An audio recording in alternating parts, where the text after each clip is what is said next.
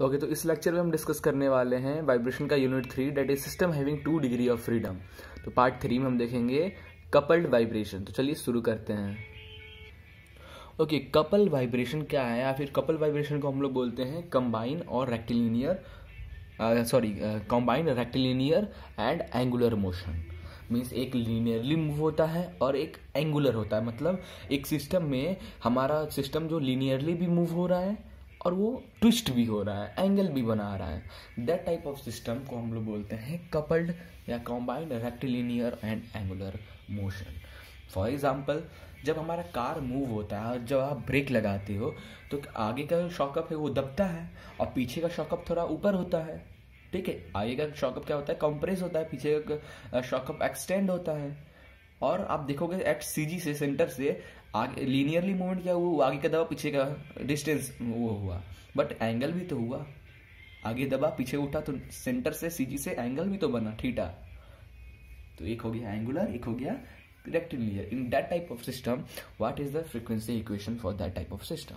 Okay, now here in this lecture we have to discuss this. Okay, now when we suddenly apply brake on a moving car or automobile, two motions of car body occur simultaneously.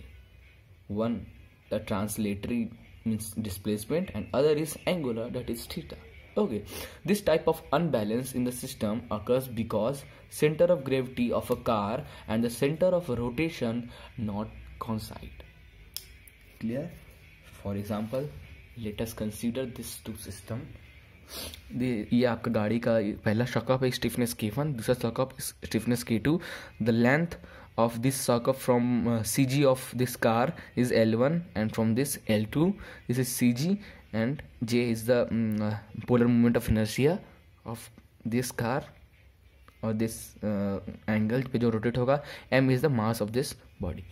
Okay, now for example आप गाड़ी को accelerate की, जैसे accelerate करोगे तो आगे का जो शॉकअप होता है थोड़ा उठता है, पीछे का शॉकअप थोड़ा दबता है. ठीक है, आगे का शॉकअप एक्सपेंड हुआ, पीछे का शॉकअप कॉम्प्रेस हुआ. तो ठीक है, तो पहले जो गाड़ी का था वो ए बी था. ठीक है, ऐसे था. फिर जब एक्सिलरेट अचानक किए तो ये ऐसे हो गया, फिर ऐसे हो गया, थोड़ा ऊपर हो जाएगा. फिर शॉकअप इसीलिए तो लगा है ताकि वो शॉक ऑब्जर्व करें. तो ये ऐसे जब हुआ तो ए बी जब A1 और B1 हुआ, then the spring K1 have this stiffness, spring K2 have this difference, and from centre horizontal the angle between this is theta, and the displacement कितना डिस्प्लेस हुआ, x displacement from CG. Clear? So for this K2 the spring constant, the compression of spring K2 means x2. compress कितना हुआ, x2. ठीक है, तो the compression of spring K2 x2 is equal to x plus L2 theta. तो from the यहाँ से यहाँ तक डिस्टेंस क्या है, L2, और एंगल कितना, थीटा, और डिस्प्लेस x. तो from this compression of spring this is equal to x plus L2 theta, और from K1 the compression of spring x1 is equal to x minus L1 theta. Minus इसलिए लगा क्योंकि ये फैल रहा है और ये दब रहा है, तो इसमें ऐड हो, फोर्स लग रहा है तो दब रहा है, ये फोर्स रिलीज हो रहा है तो वन हो रहा है, माइनस हो रहा है. Clear? Distance from this L1 and L2. Clear? now where J is the mr square. J, what is J? is mr square, and r is the radius of gyration. Clear? Now draw the free body diagram of this system. free body diagram first we have to draw for figure A. जब ऐसा हो रहा है तो यहाँ से जो force इसके ऊपर लग रहा है, तो फोर्स स्प्रिंग का K और उसका जो डिस्प्लेसमेंट हो रहा है x प्लस L2 थीटा. ठीक है, और इधर की ओर क्या लग रहा है, K1 x minus L1 theta. ठीक है, अब फोर्स और मूवमेंट की बात कर रहे हैं. एक दूसरा बॉडी बना जिसमें मूवमेंट भी हो रहा है फोर्स के साथ साथ, तो mx, तो mx double dot mass force. ठीक है, and this is I theta double dot. I बोले या फिर जे बोला जाए तो हम लोग जे लिखते. पोलर मूवमेंट ऑफ इनर्शिया की बात करें तो जे थीटा डबल डॉट, क्योंकि थीटा से मूव हो रहा है. क्लियर? तो मूवमेंट क्या हो जाएगा हमारा, जे थीटा डबल डॉट, और फोर्स क्या हो जाएगा, mx डबल डॉट. ठीक है, this is the free body diagram of this object. Now next, now from this diagram the equation of motion can be written. The equation of motion can be written as, for forces के लिए mx double dot is equal to, देखो mx नीचे की ओर आ रहा है दोनों तरफ से, K1 और K2 ऊपर की तरफ जा रहा था. ठीक है, तो minus K1 x minus L1 theta minus K2 x minus L2 theta. Something wrong here. 1 is plus x, this is plus, okay, L2, yes, clear, okay. And for moment j theta double dot is equal to, movement हो रहा है, अब देखो ये कैसे movement move कर रहा है, ये मूविंग डायरेक्शन ये हो रहा है, जब ये मूव कर रहा है मतलब ऐसे, ये ऐसे मूव कर रहा है, तो ये वाला फोर्स जो है इसके साथ चल रहा है, बट ये वाला फोर्स क्या हो रहा है, इसके अपोजिट चल रहा है, क्योंकि ये ऐसे आया तो ये देखो ये ऐसे आ रहा है, ये ऐसे जा रहा है, बट ये आपके साथ ऊपर जा रहा है, तो ये ऐड होगा, ये माइनस होगा, therefore j theta double dot, set the camera, okay, j theta double dot is equal to k1 x minus L1 theta minus k2 x plus L2 theta, clear, okay. Now दस इस वाले term को इधर transfer करें, तो इधर transfer करेंगे तो इस वाले टर्म को कॉमन ले लीजिए, तो mx double dot plus k1 plus k2 x minus k1 L1 minus k2 L2 theta is equal to 0 from this, and ये वाले टर्म को इधर करें और कॉमन ले लीजिए इसमें भी, तो J theta double dot minus k1 L1 minus k2 L2 x k1 L1 k2 L2, something mistake here, no no no, this वाला टेक्स्ट को इससे कॉमन लेके,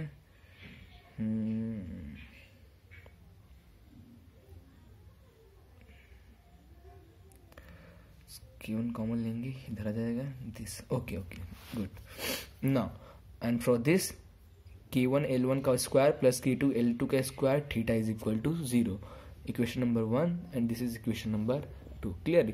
now above both equation have x and theta term, इस equation में देखिए x का भी term है और थीटा का भी टर्म है, इस इक्वेशन में देखिए x का भी टर्म है, थीटा का भी टर्म है, so they are the coupled equation, because इस दोनों इक्वेशन में डिस्प्लेसमेंट फोर्स भी लग रहा है, डिस्प्लेस भी हो रहा है और एंगुलर डिस्प्लेसमेंट भी हो रहा है, तो ये दोनों इक्वेशन इंडिपेंडेंटली अपने में ही क्या है, कपल्ड है, ठीक है। The above equation shows that the system has rotating as well as translatory motion, ठीक है। Now let us assume a is equal to k1 plus k2 upon m, because when m को आप इधर transfer करोगे तो k1 plus k2 upon m को हमने a मान लिया, b को हम मान लिए k1 L1 minus k2 L2, इधर भी m नीचे हो जाएगा तो m मान लिए, एंड c को मान लिए, ये वाला टर्म c को मान लिए हम, ये j इधर आ जाएगा, तो k1 L1 square plus k2 L2 square को j अपॉन j, क्लियर। तो a b c, अब put this a b c in this equation because we have short that equation, clear. Now तो x double dot m को इधर transfer कर दिए, तो x double dot x double dot ax is equal to, ये वाला term को उधर भेज दो, is equal to b theta, this is equation number 3। Same in this equation theta double dot minus this upon j, ठीक है, k1 L1 minus k2 L2, k1 L1 minus k2 L2 upon m को b है, but यहाँ पे j है, ठीक है, तो j है, तो j, तो ये आपका आ जाएगा, और आगे क्या देखते हैं, ये k1 L1 square plus k2 L upon j equal to c, तो c थीटा, तो ये प्लस में c थीटा था, तो ये c थीटा इधर पे आ गया, माइनस में c थीटा, अब j ये आपका टर्म यहाँ पे j आ रहा है, तो j का is equal to m r square होता है, ठीक है, एम आर स्क्वायर, एम से एम कैंसिल, आर स्क्वायर बचा, ऊपर बी एक्स, तो b x upon are square, clear, this is equation number 4. Now if you put b is equal to 0, okay, now put b is equal to 0 in both equations, then when you have put b is equal to 0, then x double dot plus ax is equal to 0 and theta double dot, this is इधर आ गया तो plus C theta, और ये वाला term को इधर 0, तो आप दोनों इक्वेशन देखो, ये x का टर्म इसमें है और इसमें थीटा का टर्म नहीं, इसमें थीटा का टर्म, इसमें x का टर्म नहीं है, मतलब सिस्टम को, ये सिस्टम आपका अनकपल है। जब भी किसी सिस्टम को अनकपल करना हो तो आप किसी एक टर्म को 0 पुट करो, जिसमें मतलब ऐसे टर्म को 0 पुट करो जो कि उसका एक उस इक्वेशन में बस डिस्प्लेसमेंट ही रह जाए या फिर एंगुलर डिस्प्लेसमेंट ही रह जाए, तो वही हमने किया, बी वाले टर्म को 0 पुट किया तो इसमें x रह गया, थीटा गायब हो गया, इसमें थीटा है, x गायब हो गया। This above equation have x and theta independent, so they are called uncoupled equation, they are called uncoupled equation, and b is called coupling coefficient. What is b, जो term को आपने 0 put किया, is called the coupling coefficient because it decide the equation is couple और uncouple, clear. Now अगला है हमारा, ना सो for b is equal to 0 means when you have to put b is equal to 0, ये वाला b को 0 put किया means ये इधर आ गया, तो k1 L1 is equal to k2 L2 हो जाएगा, k1 L1 is equal to k2 L2 when the system uncoupled. In case of system जब uncoupled है, therefore that case the natural frequency of the system is, in that case the natural frequency of that system is omega n1, natural frequency of spring 1 जो इधर तरफ का है वो, which is equal to root a,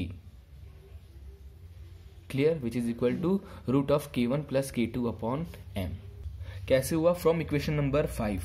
from equation number 5 में, ठीक है, अब ए क्या है आपका? ए है आपका k1 plus k2 upon m. तो k1 plus k2 upon m ए है, ठीक है, ए है. और याद करो यूनिट वन में जब ऐसा इक्वेशन कहीं देखने को मिला था तो ये वाला टर्म क्या होता है? Omega square. तो यहाँ पे ए क्या है? k1 plus k2 upon m. Therefore omega square is equal to a. तो omega n1 is equal to root a, where a is equal to k1 plus k2 upon m. Same to same from equation 6 we have find the value of natural frequency of second.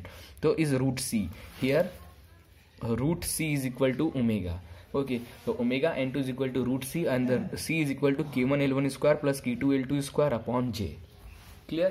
So this is the system having frequency when the system will be uncoupled. Now when the system will be coupled, in that case what is the frequency of the system? Now let us assume when system will be vibrate, this means some simple harmonic vibration will be vibration motion will be generated. Therefore this simple harmonic equation will be for x is equal to x sin theta omega t and for theta is equal to beta sin omega t. Clear? Where x is the amplitude of linear oscillation and theta is the amplitude of angular oscillation. तो इसको दो बार differentiate करो, x double dot minus omega square capital x sine omega t and theta हो जाएगा minus omega square beta sine omega t. Clear? Now we put this value in equation 3 और equation 4. Equation 3 और equation 4 में put कर दो, x double dot की जगह पे आ जाएगा, ठीक है. तो फ्रॉम इक्वेशन 3 में हम पुट कर रहे हैं, तो एक्स डबल डॉट की जगह आ जाएगा हमारा ये वाला टर्म, तो minus omega square capital x sine omega T plus A X है, तो ए और एक्स क्या है हमारा? X sine omega T. तो X sine omega T which is equal to B theta है. तो बी और थीटा क्या है हमारा? थीटा डबल डॉट थीटा क्या है? हियर वेट, यस, यहाँ पे बी थीटा था ना, तो ये माइनस तो पहली बात नहीं होगा, और थीटा है हमारा ये नहीं होगा, b beta sine omega t. Sine omega t sine omega t sine omega t cancel, ठीक है. तो बचा यहाँ पे माइनस ओमेगा स्क्वायर और ए कॉमन ले, x is equal to b और बीटा, ठीक है, बी और बीटा बचा. Okay, therefore x upon beta this is the amplitude ratio of amplitude ratio of linear oscillation and the angular oscillation. ठीक है, amplitude ratio between linear oscillation and the angular oscillation. Therefore which is equal to b upon minus omega square plus a square. ठीक है, this is not a minus. Clear? So this is for now from equation number 4. Then similarly put this values in the equation number 4.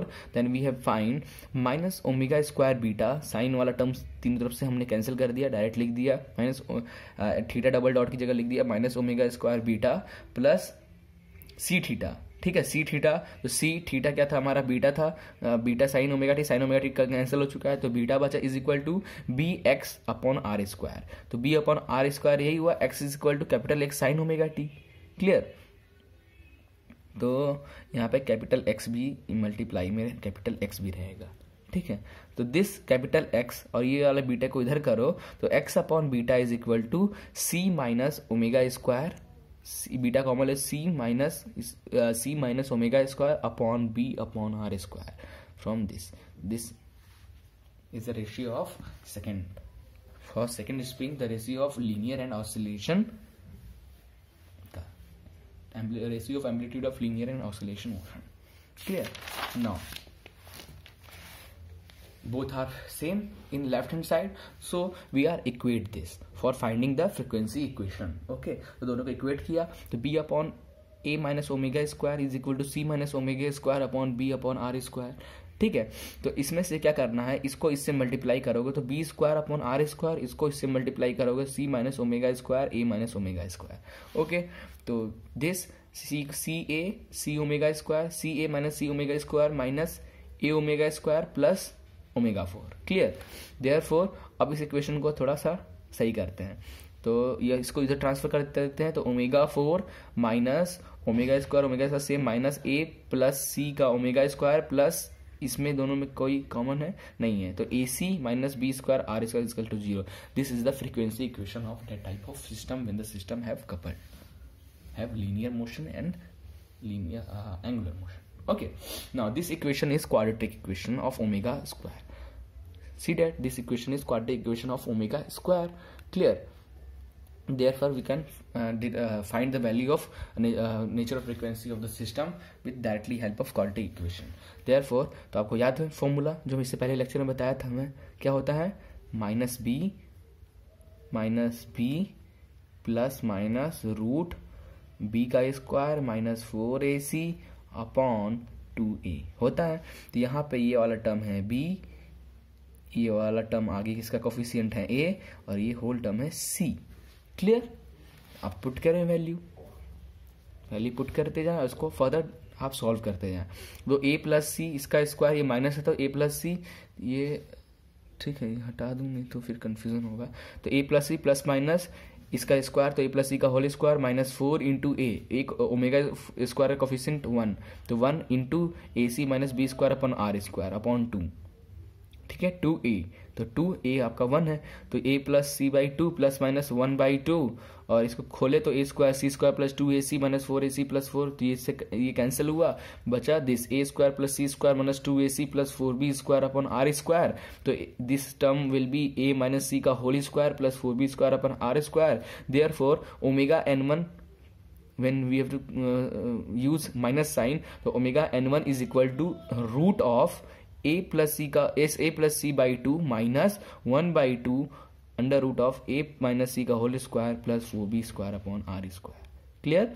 And for omega 2 when we consider positive sign, तो root of a plus C by 2 plus 1/2 under root of a minus C का whole square plus 4b square upon are square. This is the nature of frequency of the system. now when at b is equal to 0, when the system is uncoupled, ठीक है, if when system is uncoupled, in that case omega n1 is equal to root of a plus c by 2 minus a minus c by 2। Clear. This is equation जो हमारा omega n1 omega n2 आया, यहाँ पे ये हमारे coupled equation के लिए frequency का आया। तो आप b के अगर 0 पुट कर दें तो ये वाला टर्म 0 हो गया, a माइनस सी का होल स्क्वायर है तो बाहर a माइनस सी अपॉन 2 आ जाएगा दोनों इक्वेशन में, तो आपको कुछ ये दिखने को मिलेगा। क्लियर। ये तो इसमें से इसको कॉमन लें तो इससे ये कट गया, रूट सी बचेगा, और सेम ओमेगा 2 में ओमेगा n2 में पुट करें तो रूट a बचेगा, रूट सी और root a। okay, for this now we have to put this equation. In this equation the ratio of amplitude of linear oscillation and angular acceleration is equal to b upon minus omega square plus a, है ना। तो omega square की जगह omega 1 जब put करोगे it is root c root a, तो आपका from a ये हो जाएगा a माइनस ओमेगा 1 का स्क्वायर, और for second b is upon a minus omega 2 का whole square. Clear. This is the mode shape of the mode shape of the this type of system. Clear. Then that's all.